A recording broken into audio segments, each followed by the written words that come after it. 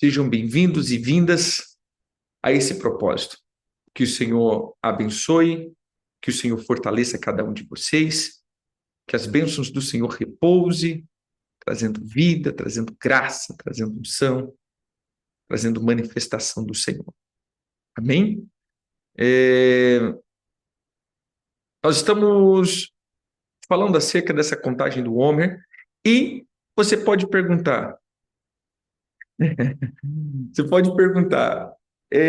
o que é essa questão de contar o Homer?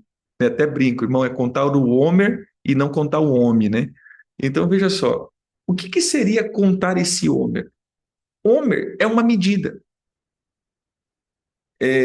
Veja só, abra a tua Bíblia em Deuteronômios. Deuteronômio 16, ele vai trazer isso, né, essa expressão.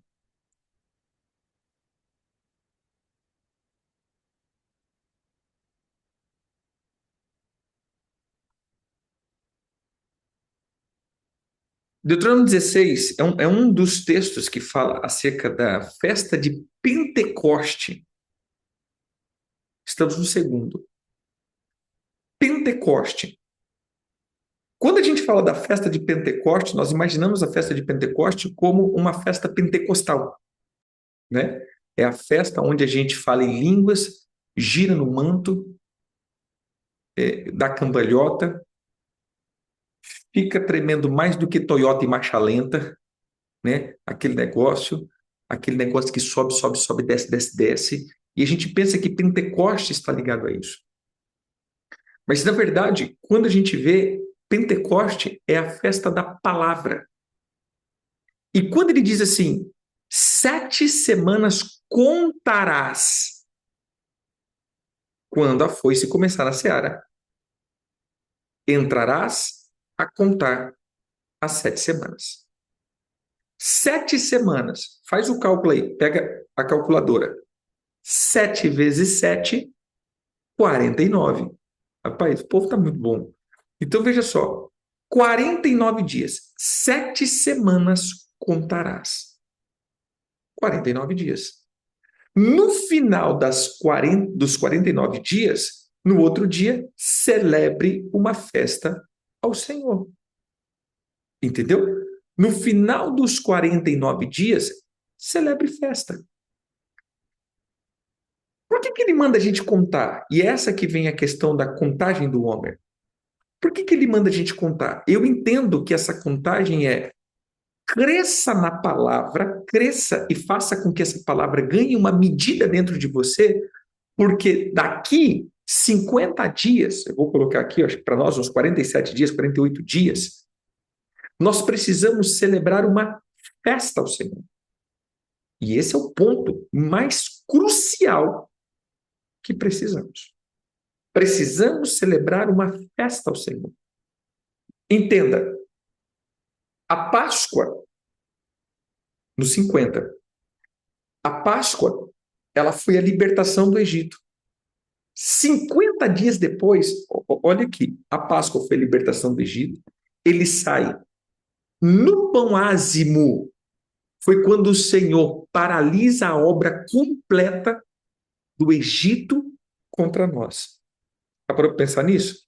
Vamos para a analogia. A morte ali do cordeiro, o sangue, primeiro dia. Segundo dia, terceiro dia. Quando deu 2 dias, você fala, demora 3 dias, o faraó fala, rapaz, esse cara não volta não. Bora atrás deles. Então, no caminho de 7 dias ali, nessa questão ali, não vou te dar data, mas o Egito é feito o quê? Ele corre ainda atrás. E aí é destruído por completo. Então é como que a primeira paulada é dada na Páscoa e depois vem destruindo todas as obras dos destruidores. Essa foi a palavra que o Senhor disse a nós, não é isso? Que o Senhor paralisaria a obra do destruidor. Lembra o que é destruidor? Destruir, consumir, invalidar, inutilizar, degenerar. Essa é a palavra destruir. Então, esse tempo de Páscoa e pão ázimos é a primeira contagem aonde toda essa guerra está sendo estabelecida e o Senhor está quebrando o cativeiro. Eu declaro isso de novo. O Senhor está quebrando o cativeiro para que você não queira voltar mais para lá. Em nome de Jesus. Você não vai voltar para o cativeiro. O Senhor está quebrando o cativeiro. E aí ele continua declarando isso. Ou seja, enche uma medida, enche uma medida, enche uma medida. Por que você tem que encher essa medida? Por que você tem que chegar pleno? Porque Moisés chega em Pentecoste vislumbrando e sabe assim, sendo cheio. Quando Deus começa a falar com Moisés, gente, Moisés estava extasiado, boquiaberto, maravilhado. Mas quando o povo ouve a voz de Deus, porque, entenda, os 10 mandamentos é dado a Moisés, mas é falado para todo Israel. Entendeu? Todo Israel ouve os 10 mandamentos. Depois você vê lá. É a mesma coisa de Pentecoste lá no Novo Testamento. No monte há sinais, há trombetas, há um vento, há fogo, e aquela coisa toda, igual lá. E Deus fala com todos. Moisés fala, Senhor, fala, fala que o teu servo ouve. E fala, Senhor. E o povo fala, não, Senhor, fala não. Fica quietinho, Jesus, porque o Senhor vai me matar. Se o Senhor falar mais um pouquinho, o Senhor me mata. Se o Senhor falar mais um pouquinho, o Senhor me mata. Ou seja, por que eu tenho que contar? Por que eu tenho que... Não é contar 1, 2, 3, 4, 5. É encher uma medida, dizendo, primeiro dia eu encho uma medida, segundo dia eu encho uma medida, terceiro dia eu encho uma medida, quarto dia eu encho uma medida, porque eu preciso chegar no 50º cheio. Por que cheio? Porque eu preciso celebrar. Olha o verso 10. E celebrarás a festa da semana ao Senhor. Entendeu? Conta, porque você vai celebrar. Aí ele diz, olha a ordem, queridos, preste atenção. Infelizmente, nós fazemos rituais e não cumprimos a ordem. Daqui 48 dias, ou 49 dias, não falei a memória, você precisa estar com o teu coração cheio de alegria. Entenda isso. É ordem. Conte, comece da Páscoa, e o Senhor está dando cabo dos teus inimigos, o Senhor está acabando com as obras do inimigo, continue contando, porque o Senhor vai trazer uma porção de tanta glória e liberdade sobre ti, que você vai se alegrar de uma forma que você tem que estar extasiado. Agora, fala da festa de Pentecoste no Novo Testamento, não foi isso? O povo estava tão extasiado que o povo, rapaz, está tudo bêbado, 9 horas da manhã, esse povo já está chapado, meu irmão. Rapaz do céu, tá bom hoje, né? Mas por quê? Porque o estado de alegria deles era tão plena, o estado de êxtase que eles estavam era tão pleno, que eles não se continham. Isso é Pentecoste. Então, Pentecoste é você alcançar um estado de liberdade das angústias, porque você entrou na confiança da palavra. Você vai ter liberdade do medo, porque você alcançou confiança na palavra. Você vai ter liberdade, ou seja, você vai ser livre da ansiedade. Por quê? Porque você pegou confiança na palavra. Você entende o que é Pentecoste? É você ir mergulhando, enchendo a medida, sabe? Águas que dão nos artelhos, águas que dão nos joelhos, águas que dão no lombo e águas que não dão pé. Isso para mim é Homer. É você ir mergulhando, mergulhando, mergulhando, porque você vai chegar em Pentecoste sem pane, em nome de Jesus. Chega de vazios, conte, mergulhe, se aprofunde. Chega dessas crises de ansiedades, crises de solidão, crises de identidade. Não, você vai chegar no 50º dia celebrando ao Senhor. Olha o que ele diz: celebra ao Senhor teu Deus uma festa e te alegrar-te-á perante o Senhor. Veja só, queridos. Alegre-te perante o Senhor. Quem que tem que estar lá? Você, teu filho, tua filha, teu servo, tua serva, o levita, o estrangeiro, o órfão, a viúva, todos esses vão estar juntos celebrando. É um dia de liberdade completa. E aqui eu entro então no primeiro ponto. Lembra que eu disse?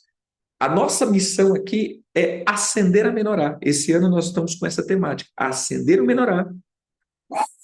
Porém, nós vamos quebrar essa obra egípcias que muitas vezes contamina a nossa vida. Ou seja, aquilo que o Egito traz, aquilo que o Egito vem requerendo de nós. Ou seja, o maior nível de escravidão veio pela nação egípcia. E mais escravizou o povo foi o Egito. A mente de escravo, querido, ela é terrível. A mente de escravo, ela faz com que mesmo você livre e com herança, não chegue lá. E aqui que está o nosso ponto crucial da liberdade. A liberdade não é só o estado de estar livre. A liberdade é o estado de ter a consciência livre. Porque você pode ser escravo sendo livre. Entendeu? Veja só.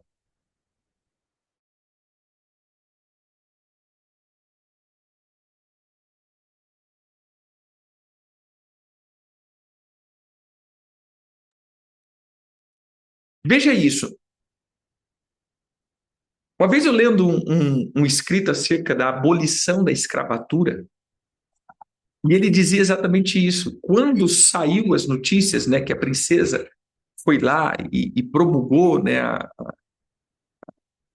liberdade, os senhores dos escravos, ele falava, tudo bem, eles são livres. Por lei, eles são livres. Mas se eles não ficar sabendo disso, eles continuam escravos. Ou seja, por lei eles são. Mas se eles não ficarem sabendo, essa liberdade não tem valor na vida deles. E ainda por muito tempo eles continuaram escravizando. Por quê? Porque uma coisa é você ter direito e outra coisa é você saber que você tem direito. Entendeu? E é isso que o Egito faz com a gente. Temos direito, a voz de liberdade já foi emitida. Temos direito, mas o problema é que a gente não sabe, a gente não tem consciência, a gente não se aprofunda nessa consciência de liberdade. E aí vem essa contagem. Somos livres, queridos. E temos que ter consciência, ou seja, mergulhar na mente de Cristo através do poder do Espírito Santo.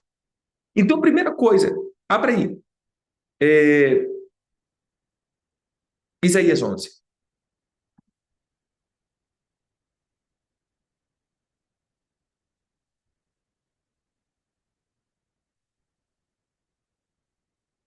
Isaías 11, ele diz assim, do tronco de Jessé sairá um rebento, e das suas raízes um renovo.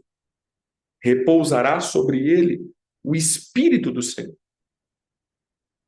o Espírito de sabedoria, o Espírito de entendimento, o Espírito de conselho, o Espírito de fortaleza, o Espírito de conhecimento e e o Espírito de temor do Senhor. Então, o fato aqui é, veja, repousará sobre ele a manifestação dos 7 Espíritos. Qual é o primeiro Espírito que repousou sobre ele? O Espírito do Senhor.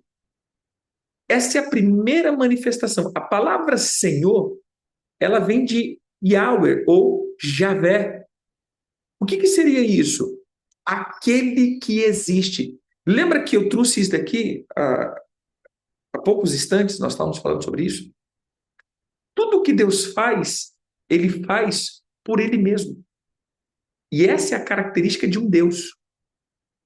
Deus que é Deus, ele subsiste sem a existência de ninguém. Por isso que só ele é Deus. O restante é conversa. O restante é só enganação.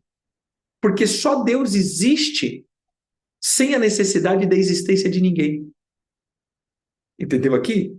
A palavra Yahvé, ou a palavra Javé, ou a palavra Yahweh aqui, ele tem essa expressão, aquele que existe.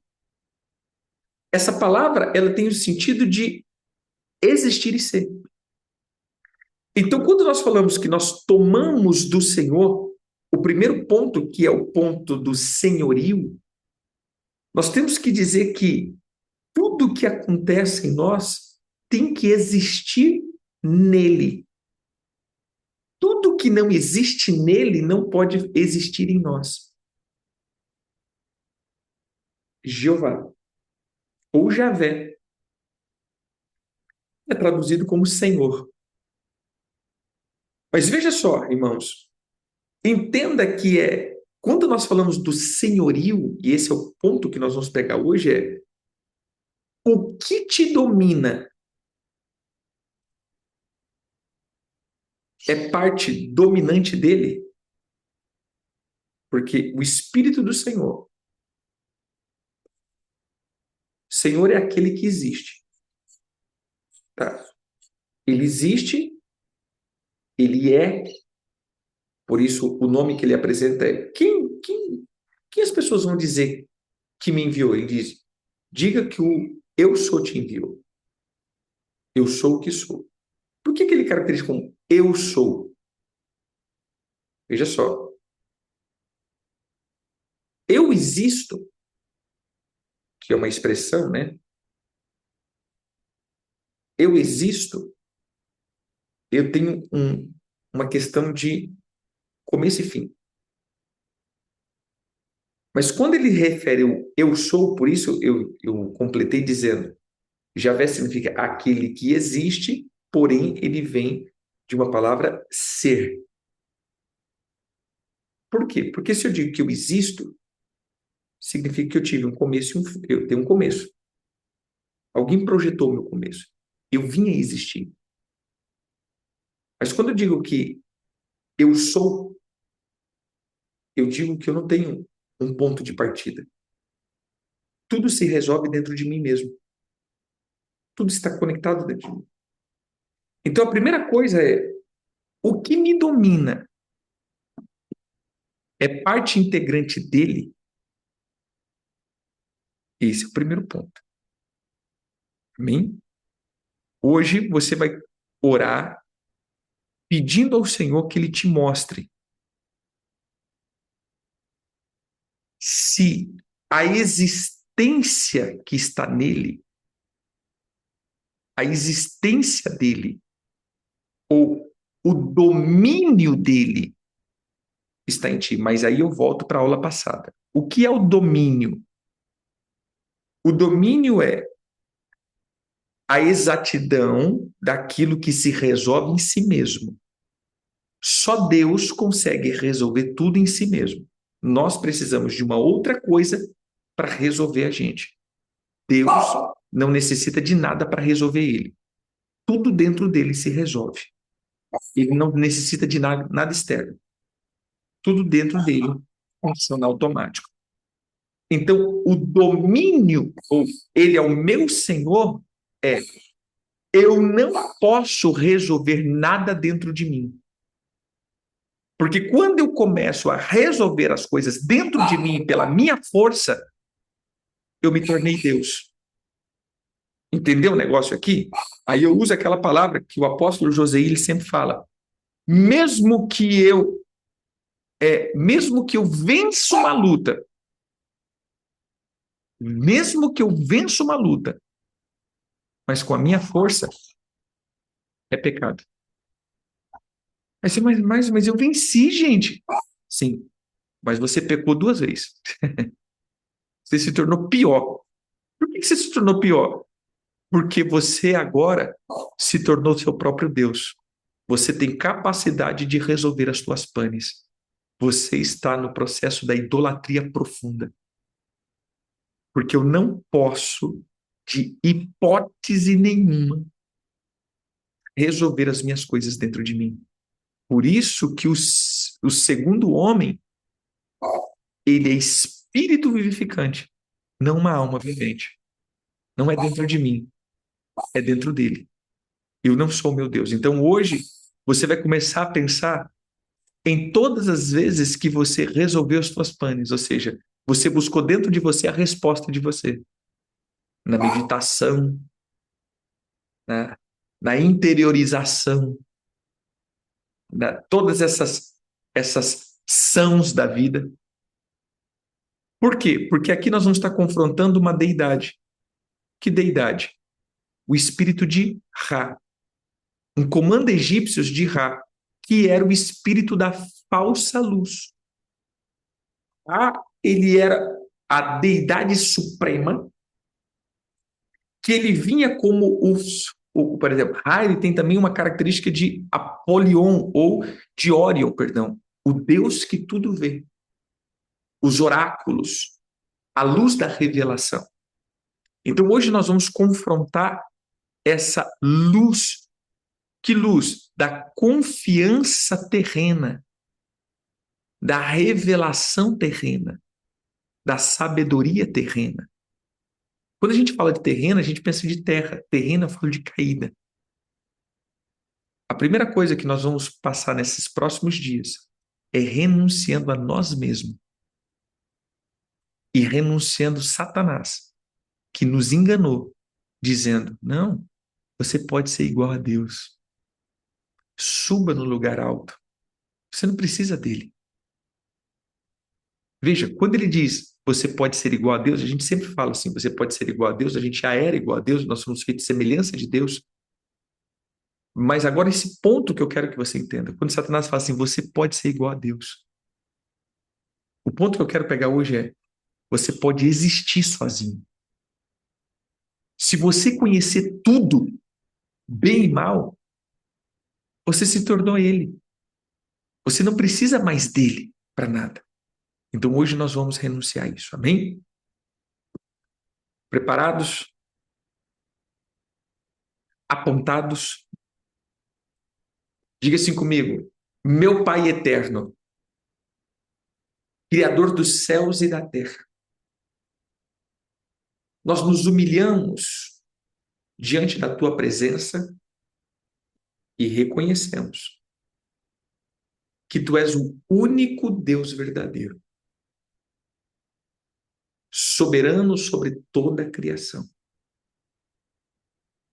Senhor, nesse momento, que as minhas revelações caídas se apaguem, mas que a tua luz brilhe sobre mim. Eu renuncio à falsa luz, à falsa existência, à falsa glória. Eu quero confessar, porque em minha ignorância e fraqueza,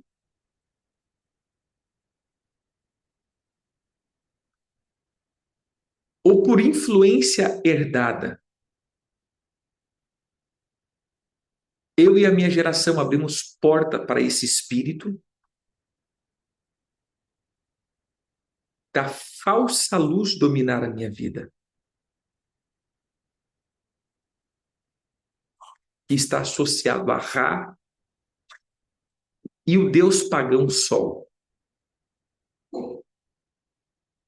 Reconhecemos que ao buscar a luz, direção ou poder fora de ti, nós pecamos contra o Senhor. Perdão, Senhor, por confiar na nossa própria força, no orgulho ou na sabedoria caída, idolatrando a criação em vez do Criador. Perdoa-nos, Senhor. Porque qualquer momento em que demos glória aos falsos deuses, seja por prática consciente, rituais ou crenças pagãs, por atitudes inconscientes, pela autossuficiência, pela autoexaltação, nós confessamos que o culto a Ra, com suas promessas de iluminação e renovação, pode ter influenciado gerações passadas, trazendo maldição ou laços espirituais que ainda afetaram a nossa vida. Perdoa-nos, Senhor, por qualquer participação em sistemas que elevam os céus, o sol, perdão,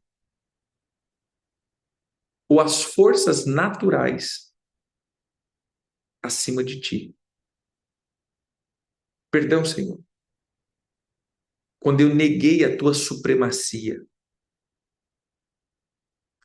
quando dentro de mim eu me tornei o meu próprio Deus,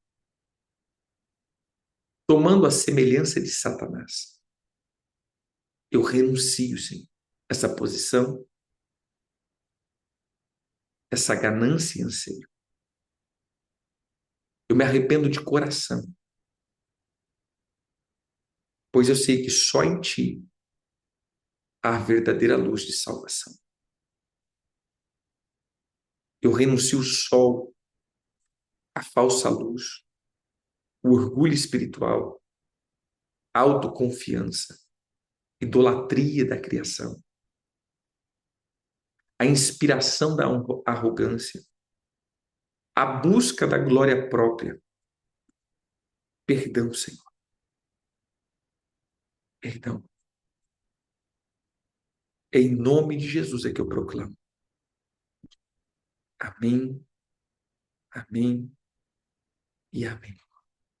Hoje, nessa contagem, nesse segundo dia, comece a ver os pontos da sua vida aonde você, pelo desespero, buscou em você mesmo ou em outros, não no Senhor, a solução dos teus problemas. Hoje, queridos, preste atenção. Com essa característica desse movimento de libertação e de cura de alma, nós estamos colocando a nossa fé em uma ministração e não no Senhor. Muitas vezes a gente vê isso, né? Ah, eu preciso ser ministrado, eu preciso ser ministrado. Não, querido, eu preciso mergulhar na palavra. A ministração é importante? Sim, sabemos que é. Mas eu preciso mergulhar, saindo de mim mesmo e buscando as águas que renovam a minha força. Que o Senhor te abençoe ricamente. Depende. A pergunta aqui, né? Isso vale para buscar pessoas para orar por nós? Não, depende. É óbvio que a gente precisa do poder da concordância. Irmão, ora comigo aqui. Isso aqui é, é óbvio que a gente precisa. Mas eu digo que muitas vezes nós colocamos a nossa confiança nisso. Não é mais no Senhor. É que se o irmão orar, as coisas vão acontecer. É óbvio que a gente crê na autoridade. É óbvio que nós cremos que existe autoridade e decretos de autoridade. Eu sei que tem momentos, né, que pessoas vão, que a gente vai chegar e falar, olha, ora por mim, por favor, né, estou passando por essa guerra aqui, entra em concordância, né, não estou conseguindo entender, mas o problema é que muitas vezes nós cremos, por isso a gente sai de ministração em ministração, porque nós cremos que aquela pessoa é a solução da minha vida, entendeu? Ninguém é a solução da minha vida, nem eu sou a solução da minha própria vida. É o Senhor, por amor a Ele. É. Ora forte aí, fazer uma oração forte para você. E isso é aquilo que está sedento em nós. Mas que o Senhor te abençoe. Lembre, querido, não é o fato de você participar desse vídeo que você está enchendo medidas. Lembre-se, é o fato de entender e colocar em prática. Por isso, não criamos uma religião. Amém? Em nome de Jesus. Que essas festas e esses momentos não se tornem religião na nossa vida. Nós estamos dando o caminho. Irmãos, vamos fazer isso? Isso daqui é um caminho. Amém? Caminho. Que o Senhor abençoe. Em nome de Jesus.